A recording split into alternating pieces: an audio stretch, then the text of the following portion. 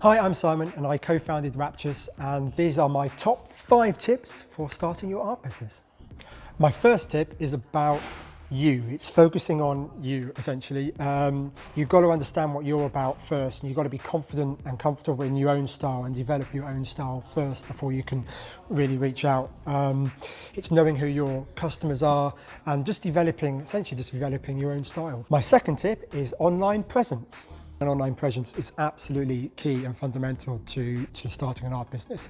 I occasionally go to art grad shows and have a look around, and I went to one recently and I must have picked up, there was about 20 artists' work that I really liked.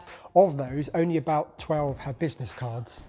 And of those 12, I then took those business cards home and had a look through them, and I think I found like 3 websites. So of the initial 20 artists that I was really passionate about, I could only actually communicate or interact and look at their work online for about 3 of them. It was so frustrating because their work was amazing. My top tip number 3 is being mindful of risk and your cash flow. Cash flow is so important. I mean, you could have the best product in the world and it could be selling really, really well.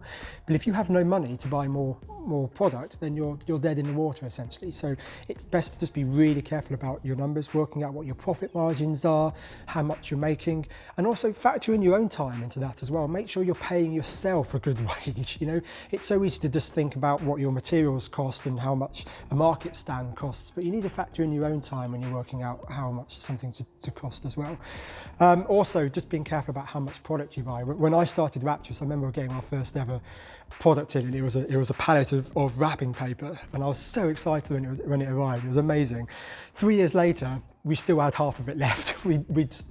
And I think we've used it for just personal use and stuff because we just bought far too much of it. So buy less. You'll make less money potentially if you're buying less, but at least you're not risking holding too much stock and spending too much money. So just be careful with how much you're spending. My top tip number 4 is all about perseverance and essentially believing in yourself.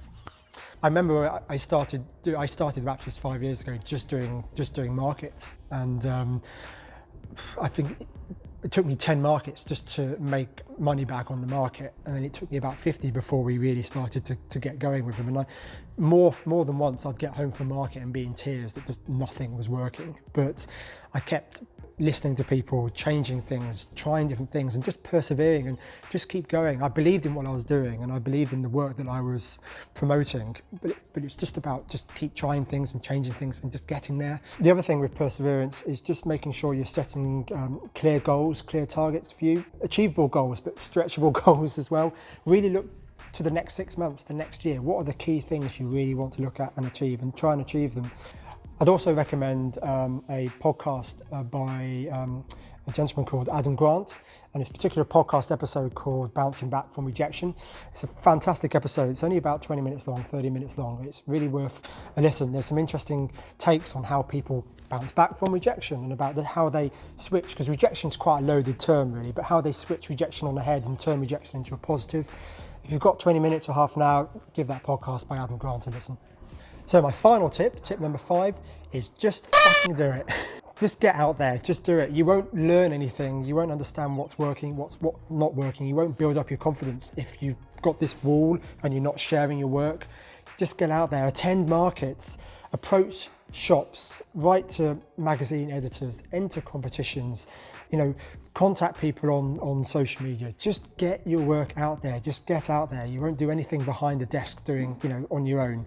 Just get out there and do it, and have the confidence and be brave and just have a go and have some fun and enjoy the process. This is the first vlog that we've done. We're going to do loads more, so I'd love to hear your feedback on what you've enjoyed, what you maybe would like to see more of. If you've got any questions you want answering, just add them to the comments below. We'll try and answer as many as we can.